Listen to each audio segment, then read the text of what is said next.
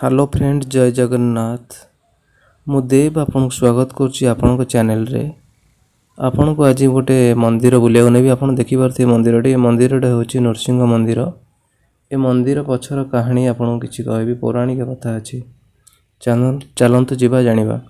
पौराण वर्णित कथा अनुसार इंद्रदुम्न राजा जेते बेले 1000 वर्ष तपस्या करथिले प्रभु नीलमाधव को पाइबा पिंगा।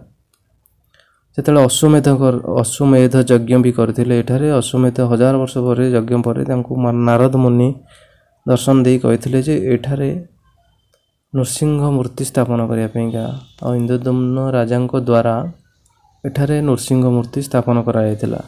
आपण देखिबे नरसिंह मूर्ति आमे दर्शन जो करूछु एटा होची शांत मूर्ति। नरसिंह मूर्ति दुईटा मूर्ति अछि प्रभुंकर गोटे उग्र मूर्ति और शांत मूर्ति। जो आमे दर्शन जो करूछु भक्त माने जो मान दर्शन करूंती सेटा होची शांत मूर्ति।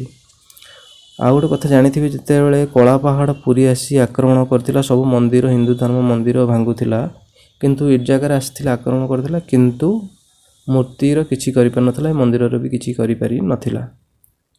आ गोटे फैक्ट कथा होची महाप्रभु नरसिंह को जन्म होची सातपुरी अमावास्या दिन प्रभुंकर जन्मोत्सव पालन करा जाए भक्तियुत भावे।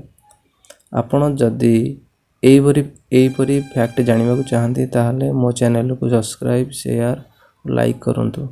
धन्यवाद। जय जगन्नाथ।